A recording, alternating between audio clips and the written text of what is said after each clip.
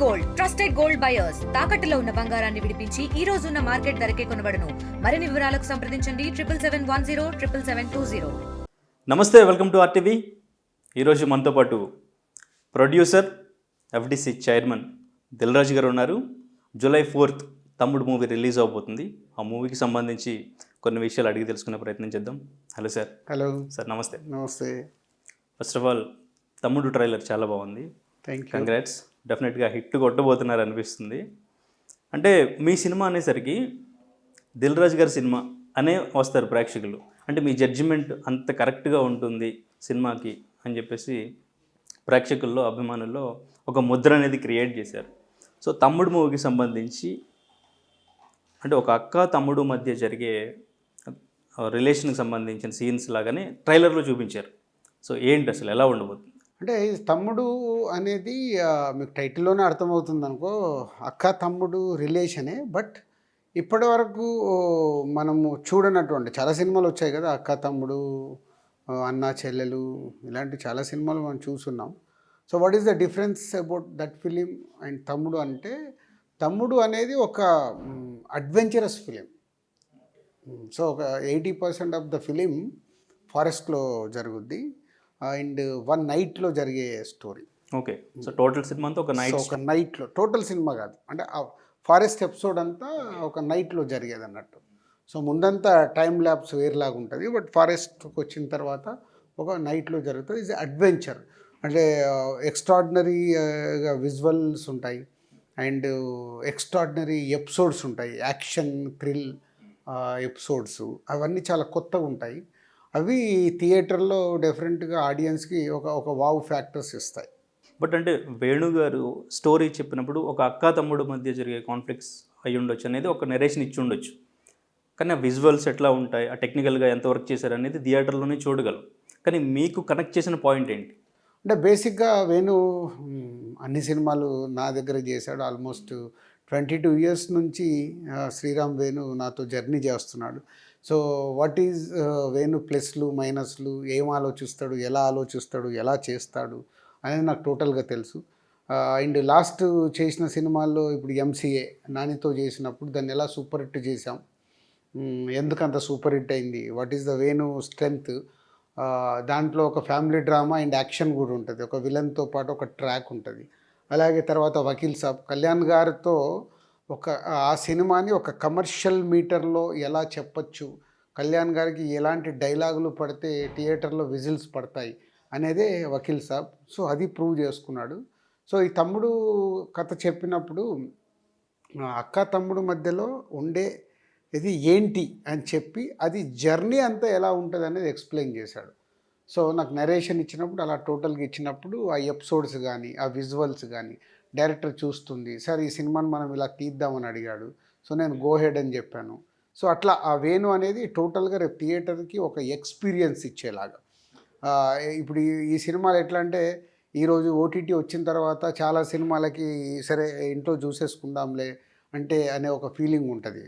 అంటే ఇప్పుడు ఒక బాహుబలి కానీ, ఒక RRR కానీ, ఒక కల్కి సినిమా, ఇవన్నీ సినిమాలు ఏంటి, ఒక థియేటర్ ఎక్స్పీరియన్స్ ఏదైతే ఉంటుందో అవి మనకు ఇంట్లో చూసినప్పుడు సినిమాలాగా చూడగలుగుతాం, కానీ ఆ సౌండ్, ఆ విజువల్ ఎక్స్పీరియన్స్ మిస్ అవుతాం ఇంట్లో చూసినప్పుడు, ఫోన్లలో చూసినప్పుడు. అదే ఇప్పుడు తమ్ముడు అలా థియేటర్లో ఒక ఎక్స్పీరియన్స్, ఫారెస్ట్లో ఉండడం వల్ల సౌండ్స్ కానీ అండ్ ఆ యాక్షన్ ఎపిసోడ్స్ వస్తున్నప్పుడు వచ్చే విజువల్స్ కానీ అండ్ ఒక దానికి వస్తున్న బీజిఎమ్స్ కానీ అండ్ చాలా ఎపిసోడ్లలో ఈ సినిమా 2 hours 25 minutes డ్యూరేషన్ ఉంటే దాదాపు 2 hours విఎఫ్ఎక్స్ ఉంటుంది. స్మాల్ షాట్స్ కానీ బిగ్ షాట్స్ కానీ చూస్తే 2 గంటలు విఎఫ్ఎక్స్తో ఆ గ్రాండియర్ క్రియేట్ చేసింది. కానీ ఇప్పుడు మేము అమ్మవారి సాంగ్ ఒకటి రిలీజ్ చేసాం, దానికి వస్తున్న అప్లాజ్ అంటే ఒక డివైన్ టచ్ కానీ, ఇలా సో మెనీ థింగ్స్ క్లబ్ అయి ఉంటాయి తమ్ముళ్ళలో. అంటే ఒక మంచి స్టోరీ తీయాలనుకున్నప్పుడు టైటిల్ కూడా, అంటే మనం తీసే స్టోరీ ఇది యాక్సెప్ట్ చేస్తారా లేదనేది ఒక క్వశ్చన్ అయితే, ఆ స్టోరీకి ఆల్రెడీ సూపర్ హిట్ అయిన మూవీ దట్టు పవన్ కళ్యాణ్ గారు టైటిల్ పెట్టడం అనేది ఇంకొక ఛాలెంజ్ లానే అనిపించవచ్చు మేబీ. అంటే ఈ టైటిల్ యాక్సెప్ట్ చేస్తారా, మళ్ళీ ఆ మూవీతో కంపారిజన్ వస్తుందా? అసలు సంబంధం లేదు. ఇప్పుడు తమ్ముడు కళ్యాణ్ గారి సినిమా ఇది టోటలీ ఒక మీటర్లో ఉంటుంది, ఒక కాలేజ్ అని, కళ్యాణ్ గారి క్యారెక్టరు అండ్ ఆ ఫ్యామిలీలో వచ్చిన కాన్ఫ్లిక్ట్కి ఈయన ఎలా కన్వర్ట్ అయ్యి ఏది చేశాడనేది అది కళ్యాణ్ గారి సినిమానే. ఇక్కడ అది కాదు, అక్క తమ్ముడు, అక్కకి ఒక తమ్ముడు స్టోరీ. సో చాలా డిఫరెన్స్ ఉంటుంది స్టోరీగా, దానికి దీనికి అసలు ఎక్కడ సంబంధం లేదు. సో అయితే సార్ ఇప్పుడు మన తెలుగు నుంచి పెద్ద సినిమాలు వస్తున్నాయి, బిగ్ బడ్జెట్ మూవీలు పాన్ ఇండియాలో రిలీజ్ అవుతున్నాయి. మీరు లాస్ట్ టైం చెప్పారు అంటే ఇక్కడ నుంచి అంటే పెద్ద డైరెక్టర్లతోనూ పెద్ద సినిమాలు చేస్తాం అనేది కొంచెం రిస్క్ ఫ్యాక్టర్, అంటే మనం ఇంకా దాంట్లోకి ఇన్వాల్వ్ అవ్వడానికి లేదు అని గేమ్ చేంజర్ గురించి. మై పాయింట్ పెద్ద సినిమాలు చెయ్యొద్దని కాదు. ఇప్పుడు సీతమ్మ వాకిట్లో సిరిమల్ల చెట్టు మల్టీ స్టార్తో చేసింది పెద్ద సినిమా, కానీ మై వ్యూ అంటే ఒక పెద్ద డైరెక్టర్తో వర్క్ చేస్తున్నప్పుడు వేవ్ లెంత్ కింద లేకుంటే, ఇప్పుడు నాలాంటి ప్రొడ్యూసర్కి, చాలామంది ప్రొడ్యూసర్లు డైరెక్టర్కి వదిలేసి సినిమాలు తీసేస్తారు, వాళ్ళు ఫైనల్గా బ్యాలెన్స్ షీట్ చూసుకుంటారు, అదొక వర్కింగ్ స్టైల్. అది నా వర్కింగ్ స్టైల్ కాదు. నా వర్కింగ్ స్టైల్ ఒక సినిమాతో నేను ట్రావెల్ చేస్తాను. ఇప్పుడు మీరే అన్నారు ఒక దిల్ రాజు గారి సినిమా వస్తుందంటే ఆలోచిస్తారంటే డెఫినెట్గా చిన్నదా పెద్దదా అని కాకుండా అక్కడ మా బ్యానర్ నుంచి వస్తుంటే ఒక 22 years నుంచి నేను బిల్డ్ చేసింది ఇది. సో బిల్డ్ చేసింది ఏంటి, బ్యానర్ నుంచి ఒక సినిమా వస్తుందంటే ఒక డెఫినెట్గా some audience are definitely waiting. And మా సినిమాల్లో వల్గారిటీ ఉండదు, మా సినిమాల్లో చెడు చెప్పము, చెడు అంటే ఏదో వాంటెడ్లీగా వైలెన్స్ క్రియేట్ చేయము. సో చాలా హెల్దీగా అందరు కూర్చొని చూసే సినిమాలు తీయాలనేది లాస్ట్ 22 years నుంచి మేము ట్రై చేస్తూనే ఉన్నాం. సో ఒక పెద్ద సినిమా తీసేటప్పుడు పెద్ద డైరెక్టర్తో వర్క్ చేసినప్పుడు వేవ్ లెంత్ డైరెక్టరు నేను మాట్లాడుకోలేని సిచ్యువేషన్లో సినిమాలు తీస్తే వర్కౌట్ అవ్వవు అనేది నా ఉద్దేశం. అంటే నా వర్కింగ్ స్టైల్ ఏంది, నేను ప్రతి డైరెక్టర్తో కథ చెప్తారు, కథ వింటాను, నాకు అనిపించింది జస్ట్ ఇగో నాకు ఇక్కడ ఇలా అనిపిస్తుంది చెక్ చేసుకోండి అని చెప్తాను.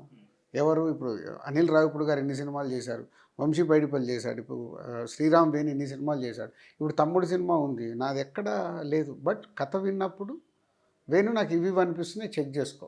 ఓకే, ఎడిటింగ్లో నేను చూసినప్పుడు వేణు నాకు ఇవి ఎడిటింగ్లో ఇది అనిపిస్తుంది, ఇక్కడ కొంచెం లెంత్ ఎక్కువ ఉందేమో చూసుకో, ఇక్కడ లేదు ఏదైనా కనెక్ట్ అవ్వట్లేదేమో అనిపిస్తుంది నాకు, ఇది చెక్ చేసుకుంటే వాళ్ళు they will check my point of view. Okay, రాజుగారు చెప్తున్నారంటే ఒకసారి చూసుకుందాము, వచ్చి మళ్ళీ చెప్తారు సరే ఇగో మీరు అనుకున్నట్టు మళ్ళీ చెక్ చేశాను ఇక్కడ అనిపించింది, ఇప్పుడు ఒకసారి మీరు చూసుకోండి మీకు కరెక్ట్గా ఉందా లేదా. జస్ట్ ఇస్ 1 hour 2 hours అయిపోయేటి ఇది, వీటి కోసం మేము రోజులు గడపాల్సిన అవసరం లేదు. అంటే ఒక డైరెక్టర్తో పాటు పాయింట్ ఆఫ్ వ్యూ. అంటే ఇక్కడ శంకర్ గారికి మీరు సజెషన్ ఇచ్చారా, అంటే ఆయన తీసుకోలేదా లేకపోతే నో అంటే ఇప్పుడు పెద్ద డైరెక్టర్తో డిస్కషన్ పెట్టుకుంటే వేవ్ లెంత్లో క్లారిటీ లేకుంటే అది కిచిడి అవుతుంది అనేది నా స్ట్రాంగ్ ఫీలింగ్. సో ఇప్పుడు శంకర్ గారు మామూలుగా వారు శంకర్ గారు working style is different. Shankar గారు ఎప్పుడు అంతకుముందు ప్రొడ్యూసర్ కథ చెప్పింది లేదు, కానీ నాకు ఈ cinema almost 45 minutes story narration ఇచ్చారు. శంకర్ గారికి దిల్ రాజు అంటే కూడా you are the creative producer అనే స్పేసే ఇచ్చాడు ఎప్పుడు కథ వినే వరకు. అలాగే శంకర్ గారు అంటే కూడా నాకు ఒక రెస్పెక్ట్ ఉంది, నేను ఒకే ఒక్కడితో నా సంస్థ స్టార్ట్ అయింది, నాకు ఒక ఎమోషనల్ కనెక్ట్ ఉంది కాబట్టి నేను జర్నీ చేశాను. బట్ డే టు డే అనేది కుదరదు, పెద్ద డైరెక్టర్లతో చేసినప్పుడు కుదరదు. అందుకే ఈ సినిమాకు కర్నూలు చావుకు 100 కారణాలక చాలా మాకు ఇన్సిడెంట్స్ ప్రాబ్లం రావడము, కోవిడ్ రావడము, ఇండియన్ టు మళ్ళీ రీస్టార్ట్ అవ్వడము, ఇట్లా సో మెనీ థింగ్స్ జరిగాయి. ఎలక్షన్స్కి ముందు మేము రిలీజ్ చేద్దాం అనుకున్న సినిమా ఇది చాలా డిలే అయిపోయి రిజల్ట్స్ తారుమారు అయిపోతాయి. సో అంటే మీకు ట్రావెలింగ్లో అర్థమై ఉంటుంది సిచ్యువేషన్ ఏంటి అనేది అర్థమవుద్ది. బట్ మనకు ఎప్పుడో ఒక పాజిటివ్గా ఉంటాం కదా, ఏమో మనం తప్పవ్వాలి, ప్రేక్షకులకు నచ్చాలి. అయితే ఇప్పుడు మీ నుంచి ఒక బిగ్ డైరెక్టర్తో ప్రాజెక్ట్ అంటే మరి ఎక్స్పెక్ట్ చేయొచ్చా? 100%. దాంట్లో వేవ్ లెంత్ అంటే ఇప్పుడు ఆ బిగ్ డైరెక్టర్తో నాకు సింక్ లేకుంటే నేను చేయకూడదు, ఆర్ వాళ్ళకు వదిలేసి నేను సైలెంట్గా ఆఫీస్లో కూర్చొని టీం పనిచేయాలి. ఫార్ములా ఉంది దానికి. సో అప్పుడు రిజల్ట్ ఏది వచ్చినా ఇట్స్ డైరెక్టర్ రిజల్ట్ ఫిక్స్ అయిపోవాలి. అంటే పెద్ద సినిమాలకి బడ్జెట్ ఎక్కువ పెడుతున్నారు, హీరోలకి రెమ్యూనరేషన్ ప్రొడ్యూసర్సే కావాలని ముందుగానే వాళ్ళని లాక్ చేస్తున్నారు కావాల్సినంత అడ్వాన్స్ ఇచ్చి. సో ఆ ప్రెషర్ అనేది టికెట్ మీద పడుతుంది, టికెట్ అంటే ఆడియన్స్ మీద పడుతుంది, అందుకే ఆడియన్స్ థియేటర్స్కి రావట్లేదు. సో దీనికి సొల్యూషన్ ఏంటి అనేది ఒక క్వశ్చన్ మార్క్. థియేటర్స్కి ఆడియన్స్ రాకుండా చేసుకుంది మేమే. దానికి చాలా రీజన్స్ ఉన్నాయి. పాండమిక్ వచ్చిన తర్వాత మొత్తం సినిమా అనేది మారిపోతూ వచ్చింది. వాళ్ళనే రెడీగా ఇంట్లో కూర్చొని మీరు సినిమాలు చూడండి బాబు అని ఓటీటీ అలవాటు చేసిందే మేము. అక్కడ మాకు ఆ రోజు రెవెన్యూ జనరేట్ అయింది కాబట్టి మేము ఎగేసుకుంటూ రేట్లు అక్కడ అమ్ముకుంటూ రెవెన్యూ తెచ్చుకున్నాం. ఆ రెవెన్యూ వచ్చిందల్లా హీరోలకి, డైరెక్టర్లకి, టెక్నీషియన్లకి పనిచేసాం. ప్రొడ్యూసర్ ఉంచుకున్నది ఏం లేదు, పనిచేసాం. కాబట్టి అందరు రెమ్యునరేషన్లు పెరుగుతూ సినిమా కూడా పెద్దదవుతూ వచ్చింది. తప్పలేదు, అక్కడ వరకు బాగుంది. కానీ ఆడియన్స్ని ఏం చేశాము, ఓటీటీలో సినిమా చూసి అలవాటు చేశాము. పాయింట్ 1, మీకు కంఫర్టబుల్గా మీరు ఇంట్లో కూర్చొని సినిమా చూడండి. పాయింట్ 2, థియేటర్కి వచ్చే వరకు వచ్చే ఆడియన్స్ని కూడా ఆపేసాం. అడ్మిషన్ రేట్లు పెంచుతున్నాం. మల్టీప్లెక్స్లలో 250, 300, 350 టికెట్స్ అయిపోయాయి. వాళ్ళు వచ్చిన వాళ్ళకి క్యాంటీన్ రేట్లు పెరిగిపోయాయి. సో కొన్ని థియేటర్లు వారు డబ్బు స్పెండ్ చేసిన ఇప్పుడు లోవర్ క్లాస్ వాళ్ళకి సీట్లు లేకుండా అయిపోయాయి. మిడిల్ క్లాస్ వాళ్ళు వచ్చి చూద్దామంటే 50 రూపాయల టికెట్, సీట్లు తగ్గిపోయాయి. ఎక్కడుంది వాళ్ళకి స్కోప్?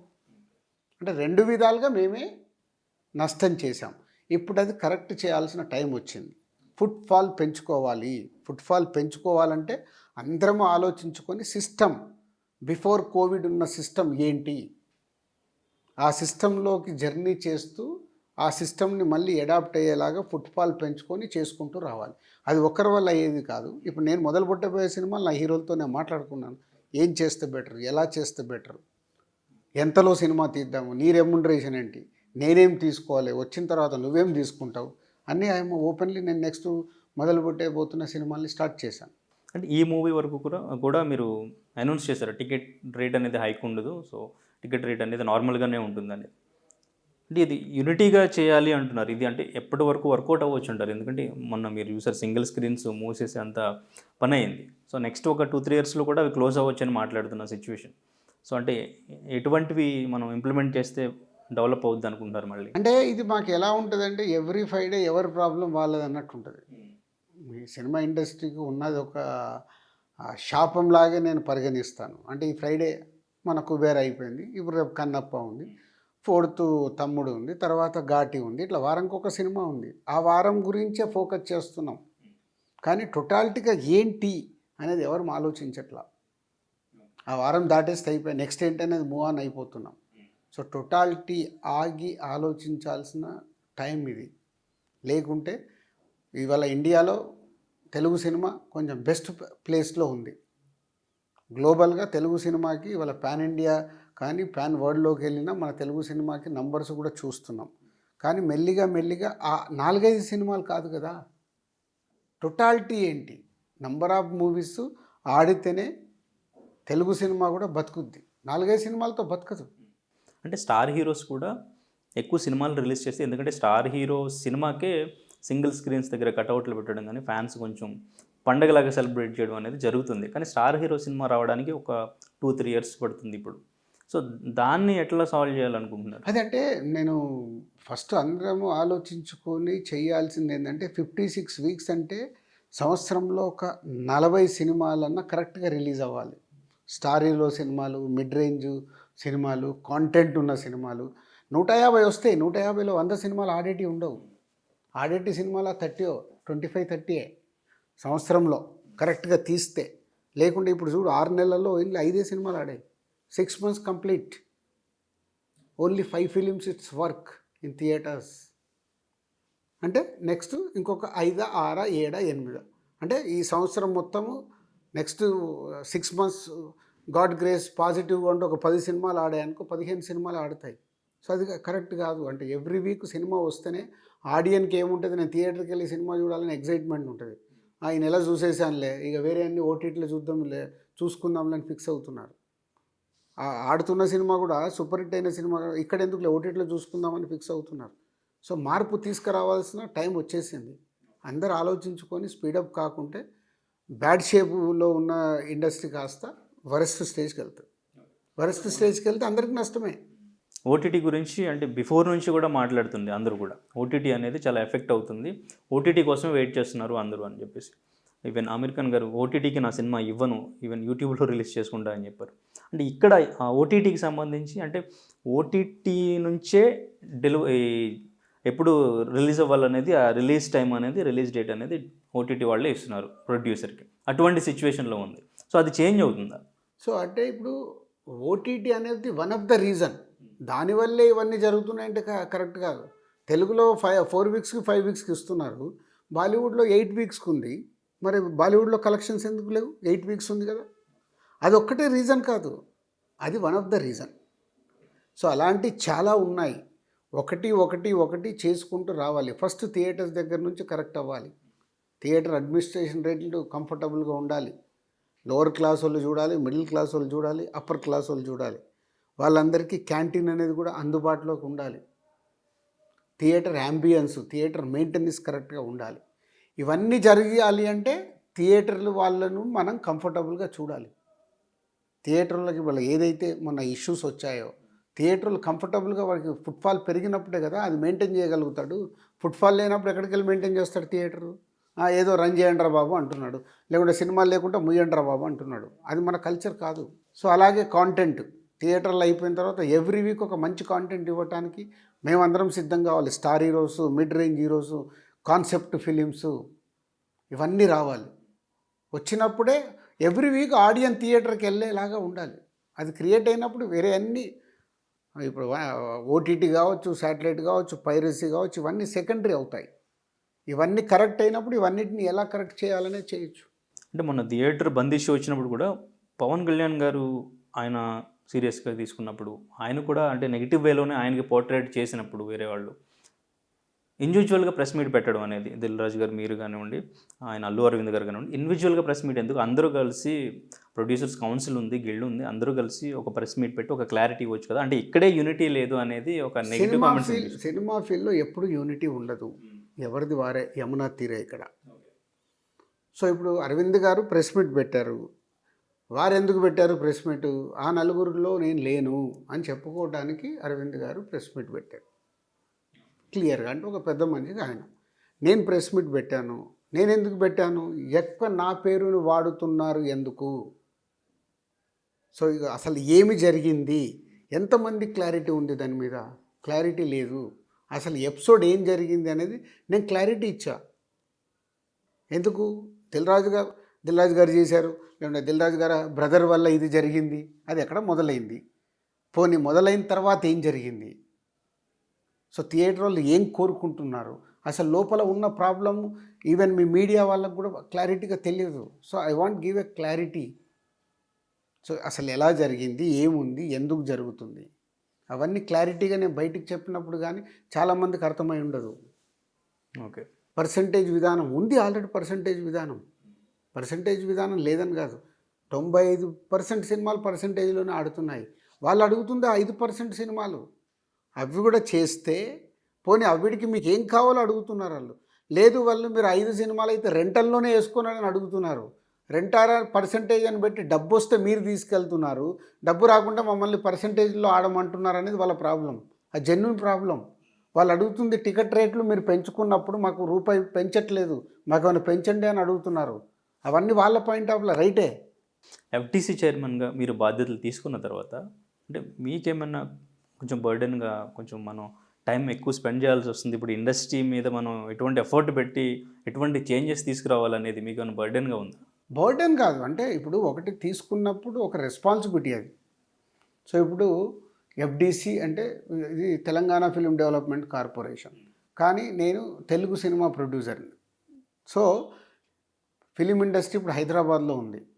సో తెలంగాణ ఎఫ్డిసి ద్వారా సినిమా ఇండస్ట్రీకి ఏం చేయగలుగుతాం, గవర్నమెంట్ ద్వారా ఏమేమి ఇప్పుడు వాళ్ళకు ఉన్నాయి ఏంటి, ఏమేమి చేయించవచ్చు, పాయింట్ 1.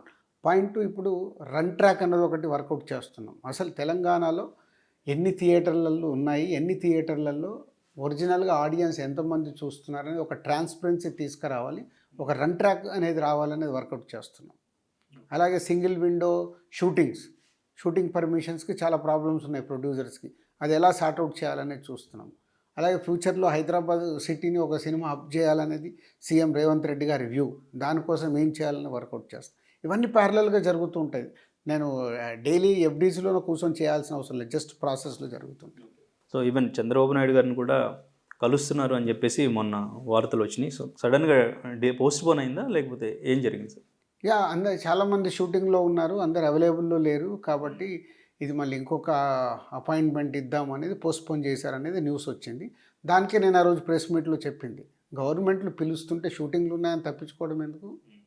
గవర్నమెంట్లో ఒక అవార్డ్ ఫంక్షన్ జరుగుతుంటే రాలేనంత బిజీ ఎందుకు? గవర్నమెంట్ అంటే మనం వీటికి రెస్పెక్ట్ ఇవ్వాలి కదా. అంటే ఇంతకు ముందు నంది అవార్డ్స్ అంటే డెఫినెట్గా అందరూ అటెండ్ అయ్యేవాళ్ళు. మొన్న అంటే కొంతమంది అటెండ్ అవ్వలేదు. లేదు మొన్న చాలామంది అటెండ్ అవ్వట్లేదని ఒక రాంగ్ డైరెక్షన్లో వెళ్తున్నారు. 2024 అవార్డ్స్ అందరు వచ్చి తీసుకున్నారు. 2024 అదే ప్రయారిటీ, 2024 ప్రయారిటీ. కానీ తెలంగాణ గవర్నమెంట్ ఫామ్ అయిన తర్వాత 2014 జూన్ 2 నుంచి 2023 వరకు కూడా ఒక బ్రిడ్జ్ లాగా అన్ని సినిమాలకు ఇస్తే ఎలా ఉంటుందనే డిస్కషన్లో ఎవ్రీ ఇయర్ ఒక ఫిలింకి ఇవ్వాలనేది ఒక డెసిషన్ తీసుకున్నాం.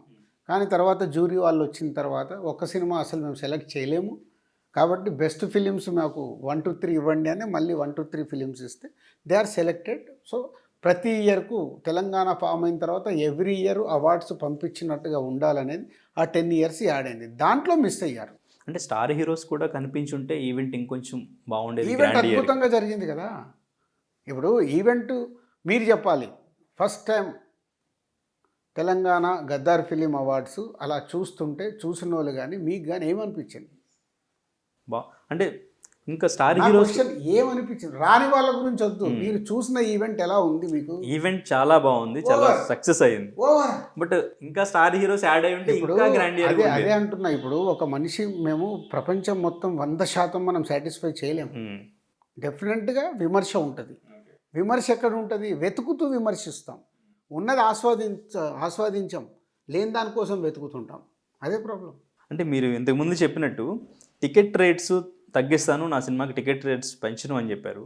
కొంతమంది క్వశ్చన్, ఆయన మరి సినిమా బయటికి ఇస్తున్నప్పుడు, థియేటర్లకు ఇస్తున్నప్పుడు మీ థియేటర్లో పాప్కార్న్ రేట్ కానీ, వాటర్ బాటిల్ రేట్ కానీ, ఫుడ్కి సంబంధించిన రేట్ కూడా ఇంతే ఉండాలి అని ఆయన డిసైడ్ చేసి రేటు తగ్గించిన థియేటర్స్కి ఆయన సినిమా ఇస్తారా, ఇవ్వగలరా అనేది ఒక క్వశ్చన్. అది పాసిబుల్ అవుతుందంటారా? 100% అవుతుంది. ఇప్పుడు నేను అదే కదా చెప్తుంది. అది నేను ఒక్కడిగానే నిర్ణయం తీసుకోలేను. టికెట్ రేట్ అనేది నా సినిమా, నేను నిర్ణయం తీసుకుంటాను. అది నా సినిమా కాబట్టి నాకు ఓకే, నాకు సరిపోద్ది, నేను ప్రేక్షకుడికి అందుబాటులో పెట్టాలనుకుంటున్నాను. ఇప్పుడు క్యాంటీన్ అనేది ఆ థియేటర్ ఓనర్కు సంబంధించింది. తెలంగాణ అండ్ ఆంధ్రప్రదేశ్లో ఎన్ని డిస్ట్రిక్ట్స్ ఉన్నాయో అన్ని డిస్ట్రిక్ట్స్కి సంబంధించింది అది. సో మీ ఒక్కరితో అది సాధ్యం కాదు. ఇందాక నేను చెప్పాను కదా, అందరూ కూర్చొని టికెట్ రేట్స్ ఎంత ఉండాలి. ఇప్పుడు భారీ సినిమా వచ్చినప్పుడు ఆ ఒక్క సినిమాకి పెంచుకున్నామంటే ఓకే. ఎంత ఈజీగా అయిపోయిందంటే అన్ని సినిమాలకు టికెట్ రేట్లు పెంచేసి ఆడియన్స్ రాకుండా ఆ 3 రోజులు వస్తే చాలు అని చూస్తున్నాం. అది కరెక్ట్ కాదు, అది మారాలి. అలాగే క్యాంటీన్ రేట్లు డెఫినెట్గా కంట్రోల్ చేయాలి. ఒక్కొక్క థియేటర్ ఛాంబర్ ఉంది, ఛాంబర్లో కూర్చొని పిలిచి ఓకే ఎంత పెడితే కరెక్ట్ అంటే ప్రేక్షకుడికి అందుబాటులో కావాల్సిన మనం ఇస్తే ప్రేక్షకుడు ఎందుకు రాడు? ఇప్పుడు రిలీజ్ సినిమాలు వచ్చినప్పుడు ఎందుకు వెళ్తున్నారు ప్రేక్షకులు? వాళ్ళు ఎంజాయ్ చేయడానికి వెళ్తున్నారు థియేటర్కి. రిలీజ్ సినిమాలు ఎందుకు రిలీజ్ అవుతున్నాయి? కొత్త సినిమాల్లో మనం సరైన కంటెంట్ ఇవ్వలేక రిలీజ్ చేసుకొని థియేటర్లలో సెకండ్ రన్ సినిమాలు వేస్తున్నారు. రిలీజ్ అంటే మా లెక్కన సెకండ్ రన్ సినిమాలు. ఇండస్ట్రీలో అంటే ఏం జరిగినా దిల్ రాజు గారి పేరే ముందుకు వస్తుంది ఎందుకో. అంటే థియేటర్ ఇష్యూ అయినా, చిన్న సినిమాలకి థియేటర్లు దొరకకపోయినా, ఏం జరిగినా మీ పేరే వినిపిస్తుంది. అంటే ఆ నెగిటివ్ వచ్చినప్పుడు మీరు ఎలా తీసుకుంటారు? అంటే లైఫ్లో నాకు ఒక క్లారిటీ ఉంది. మనం ఎదుగుతున్న కొద్దీ ఇందాక చెప్పినప్పుడు నేను పెద్ద గీత అయిపోయింది, దాన్ని నేను చెరిపేయలేను. సో పక్కన చిన్న గీతకు ఎప్పుడు పెద్ద గీత మీద ఏదో ఒకటి వేస్తూనే ఉండాలి, లేకుంటే కుదరదు. సో లైఫ్లో నాకు క్లారిటీ ఏంటంటే 51% నా చుట్టుపక్కల నాకు పాజిటివ్ ఉంటే చాలు, 49% 80%లో నెగిటివ్ ఉంటుంది.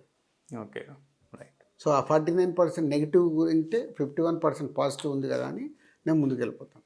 సో ఫైనల్లీ అంటే ఇప్పుడు మీ మైండ్ సెట్ ఎట్లా ఉండింది సినిమాల పట్ల? అంటే ఒక మంచి కాంటెంట్ ఉన్న చిన్న సినిమాతో మంచి కలెక్షన్స్ తెచ్చుకోవాలని ఉందా, లేదంటే మళ్ళీ ఒక మంచి బిగ్ ప్రాజెక్ట్ అయినా కానీ మనం ఎంతైనా మళ్ళీ ప్రొడ్యూస్ చేద్దాం, పెట్టుబడి పెడదాం అనే థాట్లోనే ఉన్నారా? ఎలా ఇప్పుడు సినిమాకి బిగ్ సినిమా అయినా ఈ సంవత్సరం తీసుకుందాం, 5 to 6 ఫిలిమ్స్ ఆడాయి, సంక్రాంతికి వస్తున్నాం, బ్లాక్ బస్టర్. సో ఈ ఇయర్లో రిలీజ్ అయిన ఇప్పటివరకు సక్సెస్ అయిన సినిమాల్లో టాప్ గ్రాసర్ టిల్ నౌ అదే. దాని తర్వాత కోర్ట్ కాంటెంట్ ఫిలిం.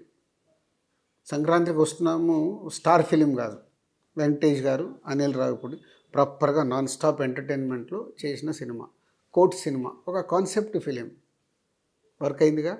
మ్యాడ్ అనే సినిమా ఒక సీక్వెల్లో ఏదో పెట్టుకొని వచ్చారు, ఆడింది కదా. ఇప్పుడు కుబేరా గుడ్ ఫిలిం అయింది కదా. మధ్యలో వచ్చిన తండేల్ గుడ్ ఫిలిం అయింది కదా. మధ్యలో ఇంకొక సినిమా సింగల్, అది ఆ సినిమా రేంజ్కి ఆ సినిమా గుడ్ అయింది కదా. హిట్ అదొక ఫ్రాంచైజ్లో వచ్చి ఓపెనింగ్ తీసుకుంది కదా. ఈ సంవత్సరం ఆడినవి till now the 7 films, good or బ్యాడ్గా. దీంట్లో ఏది సినిమాలు, ఏ స్టార్ సినిమా ఉంది? సో అంటే ఇదే బెటర్ అనుకుంటున్నారు, అంటే సేఫ్ ఎగ్జాంపుల్ చెప్తాను. నో ఇదే అని కాదు. సో ఇలా రైట్ విషయం ఉన్న సినిమా కావాలి. స్టార్ సినిమాతోనే సినిమా ఆడుతుంది అనేది ఎప్పుడూ లేదు. స్టార్ సినిమాకి స్టార్ సినిమా లాగా డిజైన్ చేసి, ఇందాక నేను చెప్పాను కదా, డైరెక్టర్ ఎలా చూస్తున్నాడు ఆ సినిమాని, హీరో, డైరెక్టర్, ప్రొడ్యూసర్ ముగ్గురికి వేవ్ లెంత్ ఉన్నప్పుడే స్టార్ సినిమా నాలాంటి వాళ్ళకి వర్కౌట్ అవుతుంది. అంటే ఇప్పుడు అటువంటి ప్రాజెక్ట్ ఏమైనా మీ ఆప్షన్స్లో ఏమైనా యా 2026లో స్టార్ట్ చేస్తాను. నా వేవ్ లెంత్లో ఉండే సినిమానే స్టార్ట్ అవుతుంది. ఈ మూవీకి సంబంధించి టికెట్ రేట్స్ తక్కువ ఉంటున్నారు కాబట్టి మీరు పెట్టిన బడ్జెట్కి ఇప్పుడు ఉన్న టికెట్ రేట్స్కి అది డెఫినెట్గా మంచి కలెక్షన్ వస్తుంది అని అంటే అనుకుంటే. ఇప్పుడు ఈ సినిమా మాకు ఆల్మోస్ట్ 75 crores వరకు ఇన్వెస్టెడ్. నాన్ థియేట్రికల్లో ఒక 35 crores వచ్చేసింది. సో మాకు ఇంకా 40 crores జనరేట్ అవ్వాలి. దాంట్లో హీరో, డైరెక్టర్ ఇద్దరు రెమ్యునరేషన్లు తగ్గించుకున్నారు. సో వాళ్ళే బడ్జెట్ ఎక్కువైందని. సో నాకు ఇప్పుడు వాళ్ళకి తగ్గిన తర్వాత రావాల్సిన రెవెన్యూ వస్తే ముందు నేను సేఫ్లో ఉంటాను. ఆ రెవెన్యూ ఎలా వస్తుంది అంటే బేసిక్గా ముందు సినిమా బాగుండాలి. తమ్ముడు సినిమా చాలా బాగుంది, థియేటర్కి వచ్చిన ఆడియన్ ఎంజాయ్ చేస్తాడు. సో వెనకకు వస్తే ఇప్పుడు ఆడియన్ని ఎలా తీసుకురావాలి. సో ఈ వీక్ అంతా మేము ఆడియన్స్ని థియేటర్కి ఎలా పుల్ చేస్తాం అనేది మా టార్గెట్. అది ఫుల్ అవుతే, ఫుల్ నుంచి సినిమా బాగుండి ఫుల్స్ వస్తే ఆటోమేటిక్ రెవెన్యూ జనరేట్ అయిపోతుంది. ఎల్లమ్మ అప్డేట్స్ ఏమైనా ఉన్నాయి సార్?